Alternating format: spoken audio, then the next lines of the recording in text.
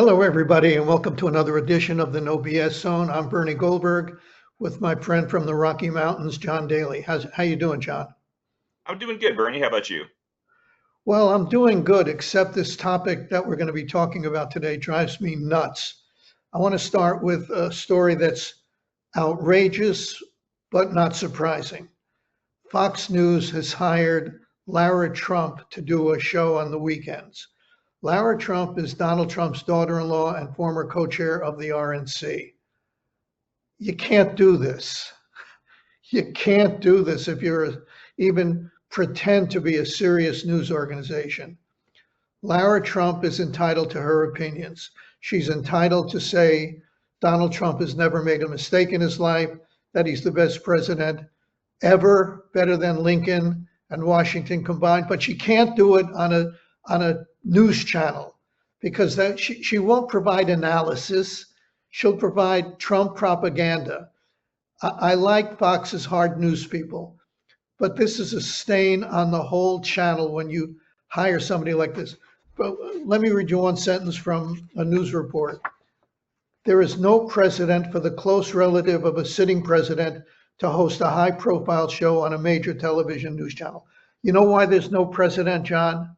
Because it's a horrible idea. That's why there's no precedent. It's part of a bigger picture, which we'll get into a little later on. I know I'm not wrong about this, so I'm not going to ask you where did I go wrong. Your turn. Yeah, no, what's interesting, and yeah, I agree. What's interesting is that Lara Trump, she was a Fox News contributor when Joe Biden was president, not when Donald Trump was president the first time. And then right after Trump declared that he was running again against Joe Biden in December of 2022, Fox let her go because her father-in-law, Donald Trump, was a presidential candidate. So at that time, and they outright said that wasn't left up in the air, but they obviously recognized that it was a clear conflict of interest back then, but Right. now they apparently don't care. And I mean, like you said, it's a credibility issue. I hate to say it, but I don't really consider Fox News a news channel anymore. And I Right. feel that way about, what were you going to say? Exactly. Yeah, and I feel that the same way about other cable news networks as well. I think of Fox News these days as an entertainment channel, which just happens to have a few news programs on it. Exactly. And so but the rest of it is, to me, is just theater, actors and actresses playing roles. I brought up this comparison before, but to me, it's like pro wrestling in the 70s and 80s. A lot of people accepted it at face value, probably on a deep level, kind of understood what they were seeing, understood what the nature of it was, but didn't really care. And I think that's what Fox News largely is these days. Well, so I can answer everybody who's saying Daley doesn't know what he's talking about. Let's look at it this way. What if during the Biden administration, CNN hired Hunter Biden to do a show? MAGA would be yelling like crazy, and they'd be right. Donald Trump would be yelling like crazy. He would demand an FCC investigation, and he'd be right. How do you feel about this, MAGA, right now? You think this is a good idea that Lara Trump? This is a horrible idea. There's no good way to describe this except Suzanne Scott, the CEO of Fox News, a woman who knows nothing about news, or more accurately, cares nothing about news, but is a very good businesswoman, because that's all this is. This is feed propaganda to the people who want to hear propaganda and don't care about news. And don't ever tell me, MAGA, that all we want is a fair newscast. Bull crap. You don't. You want what Fox is giving you. So shut up. But here's what Suzanne Scott said of Lara Trump. Lara was a total professional and a natural when she was with us years ago. She's a very talented and is a strong, effective communicator with great potential as a host. I'm breathless, I'm wordless, I'm speechless, I'm everything less. This is idiotic. I can't take it. By the way, before we go on, I hope all of you watching like my incredibly beautiful office, which is totally fake, thanks to AI, but I hope you like it anyway. I thought you were moving on up, Bernie, like the Jeffersons. Yeah, you're telling me that's fake. Anyway, anything else to say about, like, you were going to say something? Yeah, so you brought up the point about Hunter Biden. I actually saw a number of people bring up that same point on social media, and it was funny sort of watching how, the MAGA people would reply. They're like, "Well, this is totally different because Hunter Biden, he was on drugs." And it's just like that's not the point. That you can take someone less controversial than another Biden, and substitute that person in. And the other one I got was Lara Trump. Well, she's a skilled communicator. Hunter Biden's not a skilled communicator. Like, that's Let not me the ask you a point. question. That's not the point. You're attuned to social media and I'm not. Are these people serious, or are they just saying this because they need to say something to defend? I mean, Well, can anybody with an IQ of room temperature really believe that crap that you just said?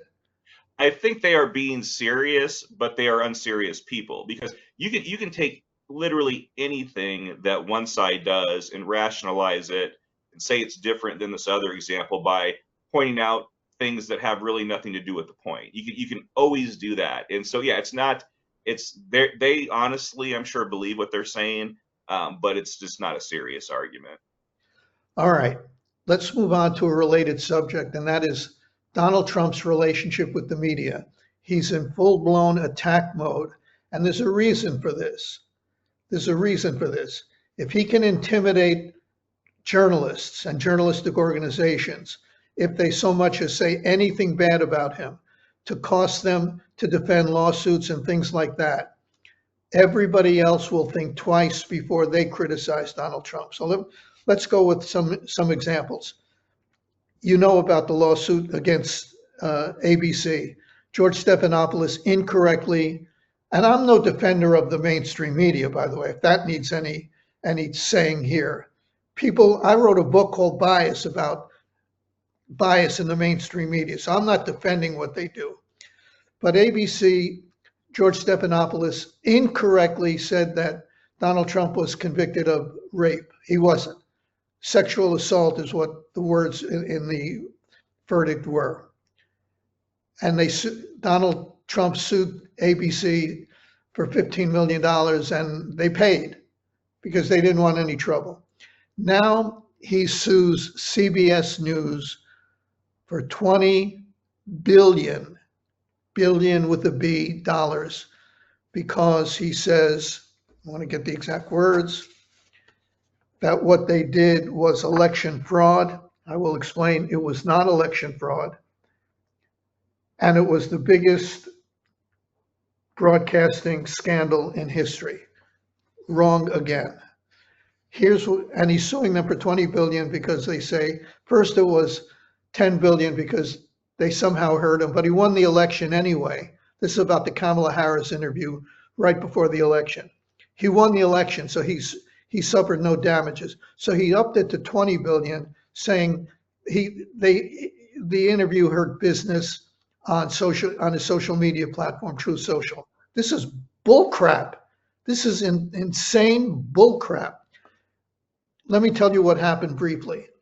CBS ran a promotion, part of the interview, a promotion so that people will watch the whole interview on 60 Minutes, and it ran on Face the Nation. It was a word salad answer to a 60 Minutes question about something or other. And a word salad answer was newsworthy. But they didn't use that in the CBS 60 Minutes interview. They used a more succinct, more intelligent answer, which was also newsworthy. Let me tell you how this happens, because I've been in a lot of editing rooms. You have an option. You could use a long answer that makes no sense or a short answer that makes sense. I've had that option many, many times. You choose the shorter answer that makes sense because the audience will understand it. So you're not cheating anybody, because the answer that you're using is part of the same answer to the question. It just came in later than the word salad answer. I want to make sure everybody understands me. Bill Whitaker asked a question. She gave a word salad answer and later gave a more succinct answer to the same question. Here's how this happens. The person doing the promo video walks into the 60 Minutes offices and says, look, I got a promo video. I don't know that this happened in this particular case, but this is how it happens. And I want to run this on Face the Nation. The producer of 60 Minutes is busy with a million other things, including putting the show together. And he says, yeah, do whatever you want. And they run the word salad answer. His producers, when they're putting 60 Minutes piece together, use the more succinct answer. 60 Minutes would have been better off running the entire answer, word salad followed by the smarter answer. They would have been better off when it hit the fan, releasing the transcript and the tape. They didn't do that until the FCC got involved. But CBS News, or Paramount, which owns CBS, is in talks to settle the lawsuit, a lawsuit that would be thrown out of court as frivolous and would never even get to a jury. So why is CBS in talks to settle this frivolous, crazy, insane BS lawsuit? Because CBS is in merger talks with Skydance, a company that wants to take over Paramount and CBS News. And if CBS doesn't settle, you know what might happen, John? Donald Trump's FCC chairman may make it very, very difficult for CBS to make that, to allow that merger. So CBS Paramount is in talks to settle. This is a terrible precedent because what it's doing is giving Donald Trump ammunition to say, all I have to do, this is the important part, all I have to do is make life difficult for a news organization that makes life difficult for me, and they'll settle a lawsuit, or they'll think twice before they do it again because they don't need the expense of a lawsuit and all the trouble that it involves. It's a very bad precedent that news organizations are setting by going along with this. And as you described, I mean, that was good insight from an insider's perspective that you offered there. But this is how it's always done. And you've done countless interviews, Bernie, with CBS, through CBS News, with HBO. I can't imagine any of them were ever not edited for the reasons that you explained. Is that right? Exactly. Yeah. And Fox News has done, this same. A lot of people were pointing this out. The Fox News has done the same thing with Donald Trump before. I would argue in a more blatantly selective way. They cleaned up some especially bad answers he gave, and they took criticism for that. And if you want to criticize these companies for doing that, that's fine. But nobody sued Fox, over what they were doing or what they've done. And I think it's for exactly the same motivations that you're talking. They want to. He wants to scare the news organizations. He doesn't want them putting out things that are inconvenient for him. And that's what this is about. I think is intimidation. Right. Now, Elon Musk gets involved in this too. A young man working for Doge, the Elon Musk Department of something or other, government efficiency, Right. Put out racist tweets some time ago. And you can make a case that when you're 25 years old, which isn't a kid anymore, you do stupid things. So the Trump administration, led by Musk and Vice President, whatever his name is, who's the Vice President of the United States, J.D. Vance. I'm being funny. I'm saying nobody knows the Vice President. So J.D. Vance and Elon Musk say, bring the guy back. Come on, what's the big deal? Okay. It's worse than this. I mean, I say worse than this. You want to bring the guy back and to err is human, to forgive is divine. Okay, I'm on board. I could be on board anyway. But Elon Musk says the Wall Street Journal reporter should be fired because she's the one who uncovered this. What the hell am I missing here? A reporter uncovers tweets from a member of Elon Musk's Department of Government Efficiency Department, and he wants her fired for uncovering it. Let's do the analogy again. Somebody on a Biden committee or board or secretary's department does something like this, puts out a tweet that's racist or anti-white Christian or something like that, and they want the reporter fired, what would MAGA say about that? This is the no BS zone insane edition. Now this is, and this isn't, it's not, not just Musk either. Trump has done this. He's been noted for doing this over the years, not just publicly, but privately, calling for the firing of news people who are saying things that he doesn't like. And Jonah Goldberg always tells an interesting story about how Trump specifically was speaking to Roger Ailes at the time, trying to get Jonah pulled off the air because he views a critic. Bernie, I wouldn't even be surprised. I have no information on this if Trump threw out a few bad words for you too when you were at Fox. But again, I don't know if that's true. I wouldn't be surprised at all if he and Suzanne Scott had a conversation and said, and Trump used to like me, and he said so publicly. I once did a story about his golf course, and he said Bernie didn't do me any favors, but he was fair. High compliment. I wouldn't be at all surprised, John, and I'm not paranoid. And seriously, I'm not paranoid about these things. Oh, But I was something you can't be. You can't be a conservative who criticized Donald Trump, who didn't play by the Fox rules. So I wouldn't be surprised if Donald Trump called Suzanne Scott and said, "Get this guy off the air." Suzanne Scott said, called the producer of the shows that I was doing and said, "Don't use Bernie Goldberg anymore." Yeah. Whatever. And I think that's a big reason that Chris Stirewalt and Bill Salmon were too. Trump was calling people behind the scenes at Fox. I don't think it was just the upset viewership. So this isn't really nothing new. Maybe it's a little more blatant that Musk is out there calling for this. But I will say, just regarding the Doge guy, I think you might be a little more forgiving of him than I am. So this is. It's funny how JD Vance and Musk talk about this guy like he was this this young immature kid. He did this a while back. It shouldn't be held against him. No, he did this just a few months ago. This is just like December. He was still doing this stuff.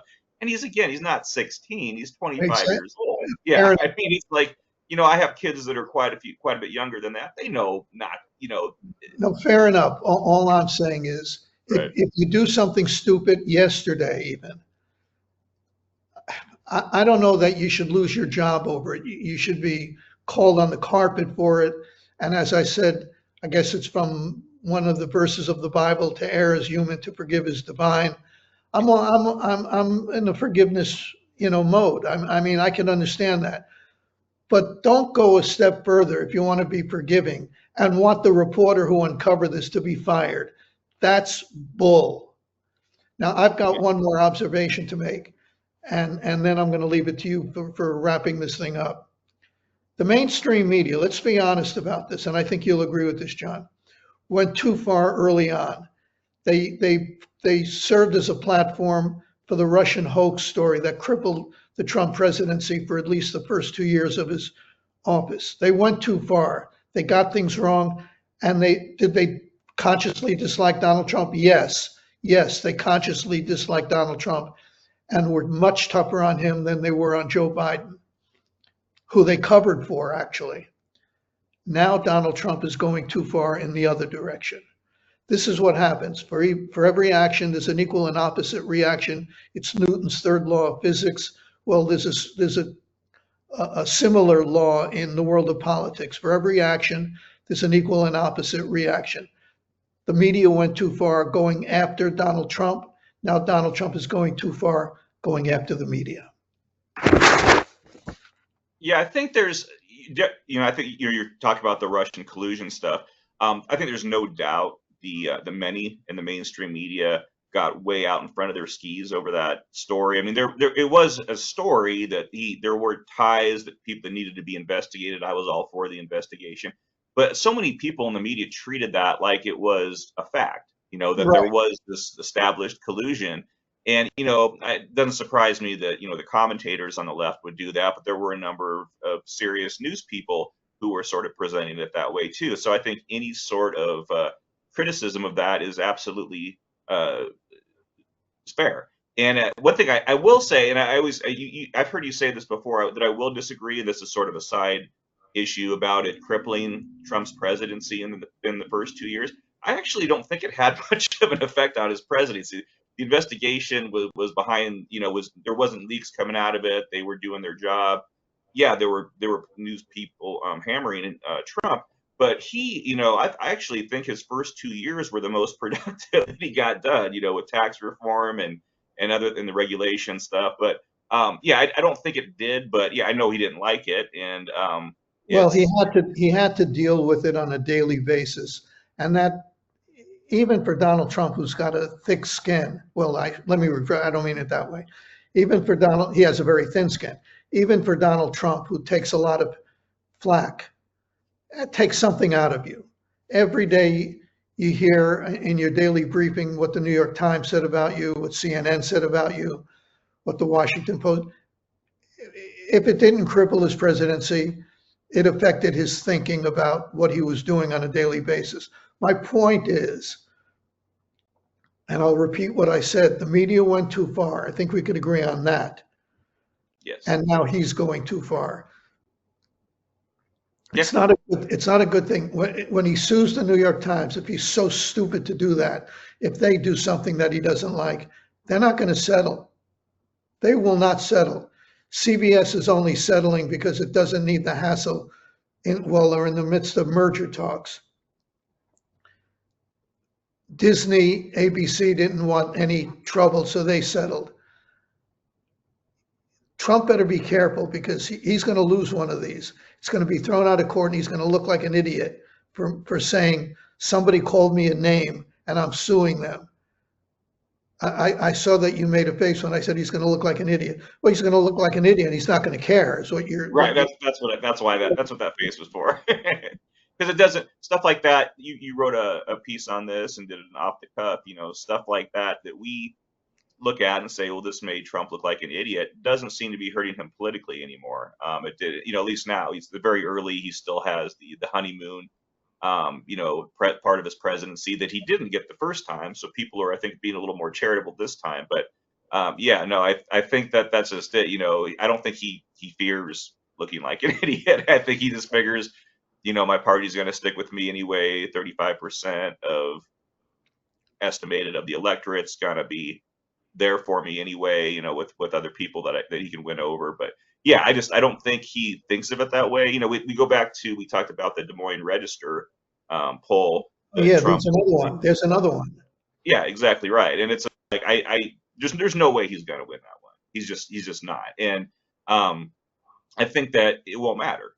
When that blows up in his face, when all those people are clear of his legal tactics and everything, I don't think it's going to hurt him one bit. So yeah, I think he probably sees things like this as really sort of a no lose situation. Might as well make a big story of it, go after these news media people, and if you lose, you lose. I think that's kind of how he looks at it.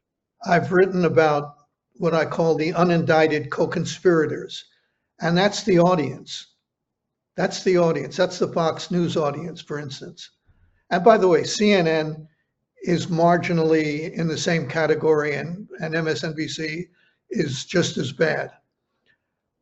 The unindicted co-conspirators are the audience that doesn't care about any of this, that listens to us and cancels subscriptions because they're not tough enough to say, well, I disagree with Bernie and John on this one, but I think I get their point. It's not a crazy, even if it's a crazy point, it's Bernie and John are serious people making serious points, at least in their view, serious points, and they are serious points. So the unindicted co-conspirators just don't want to hear anything negative about Donald Trump. They don't. MSNBC audience, similar. You don't turn into MSNBC to hear that Donald Trump is doing some things that are good. You don't turn into Lara Trump show or Sean Hannity show or a lot of other shows on Fox to hear that, well, Kamala Harris did say something that was good, or Joe Biden did something that was. You tune in to get your red meat I'm sick of it. I'm tired of it. And I don't think the audience should get away scot-free. Speaking of Scott, Suzanne Scott is a villain in this. She's doing what her boss Rupert Murdoch wants her to do. Apparently, he's a villain in this, but so is the MAGA audience. So are the unindicted co-conspirators. That's my final word.